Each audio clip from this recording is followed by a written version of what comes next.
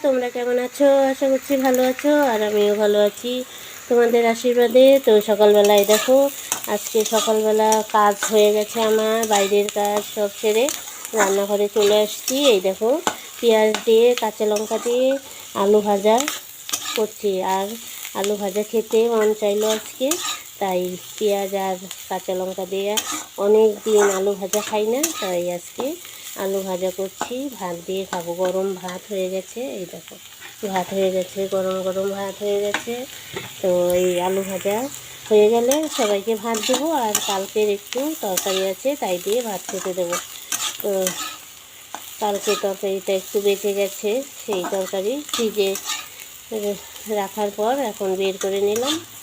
তো এখন ঠান্ডার দিন, নষ্ট হয় না, আর ফ্রিজে রাখছি। এখন একটু গরম করে সকালবেলা ভাত খেতে দিয়ে দেবো।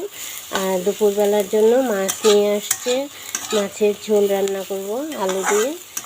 তো তোমাদের একটু পরে দেখাচ্ছি কী মাছ নিয়ে আসছে।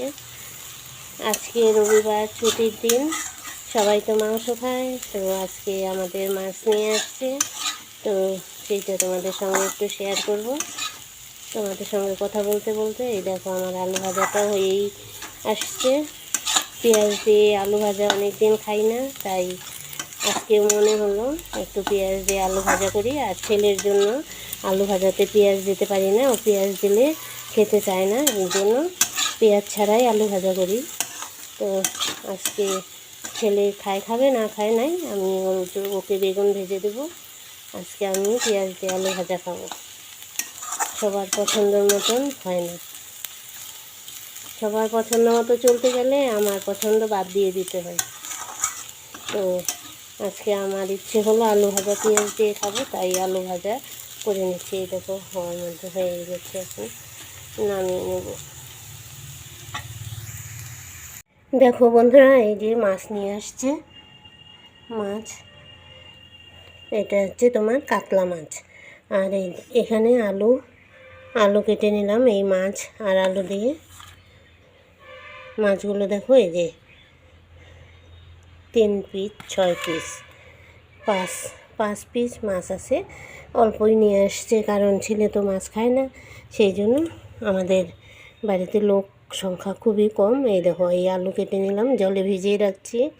তো দুপুরবেলায় মাছ রান্না হবে, তোমাদের সঙ্গে শেয়ার করলাম। আর কি বলবো, সবার পছন্দের মতো রান্না করতে করতে আমার পছন্দের খাবার ভুলেই গেছি। তো যাই হোক, মাঝে মধ্যে মাছ নিয়ে আসে, আর মাংস খুব একটা খাই না আমরা, খুব কম। হঠাৎ কোনো সময় ইচ্ছে হলে আনে, না হলে নাই। আমরা এই নিরামিষটাই বেশি খাই। তো চলো, আমার সবার খাবার দাওয়া হয়ে গেছে, তোমাদের সঙ্গে মাছটা শেয়ার করে নিলাম। আর আমি এখন আমার ভাতটা বেড়ে নেব। চলো, আমি এখন খাওয়া দাওয়া করে তারপর আবার এই যে দুপুরবেলা রান্নাটা শুরু করে দেবো। মাছটা ধোয়া বাকি আছে, বাজার থেকে কেটে নিয়ে আসছে। আর এই যে আমি আলু কেটে জলে ভিজিয়ে রাখলাম। তো চলো দেখি কতটা কি করা যায়।